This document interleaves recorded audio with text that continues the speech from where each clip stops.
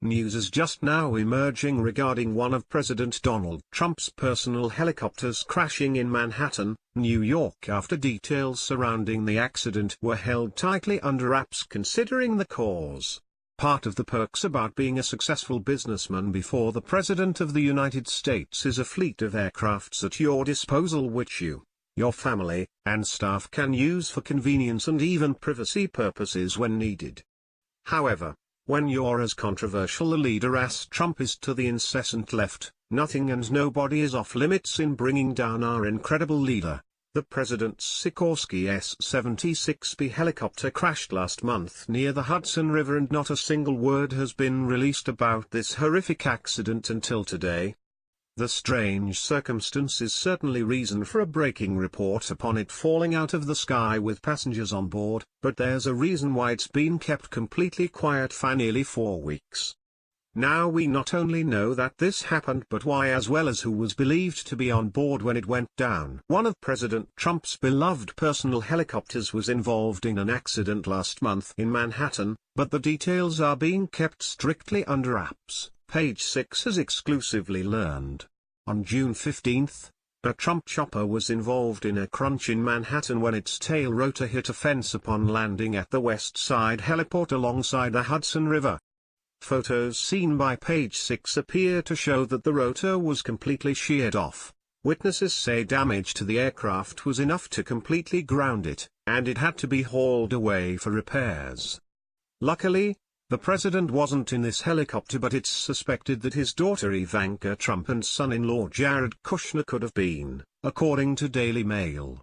While the professional and talented pilot navigated the sudden landing despite the impact being enough to rip the rotor blades off, they still managed to pull off a landing in a way that didn't result in any serious injuries. It's what the helipad workers did immediately after the crash that speaks volumes as to why the incident was kept so quiet.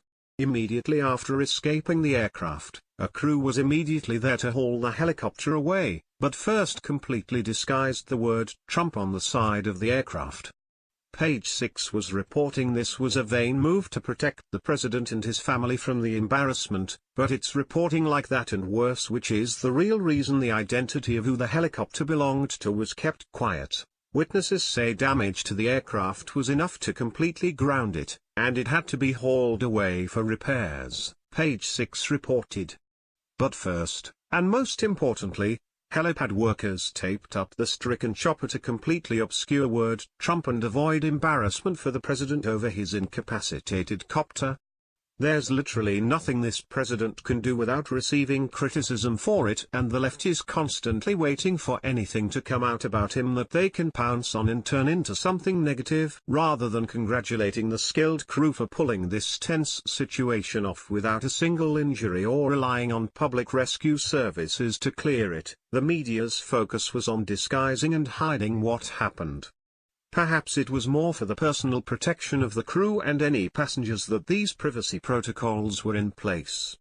Trump understands more than anyone how vicious his media detractors can be, and maybe he wanted to spare those in his business life from that, which is a very respectable move. While it has been rumored that the first daughter and her husband were aboard, first family insiders have denied that claim. The Trump Organization did not return repeated calls about the chopper crunch or who was on board.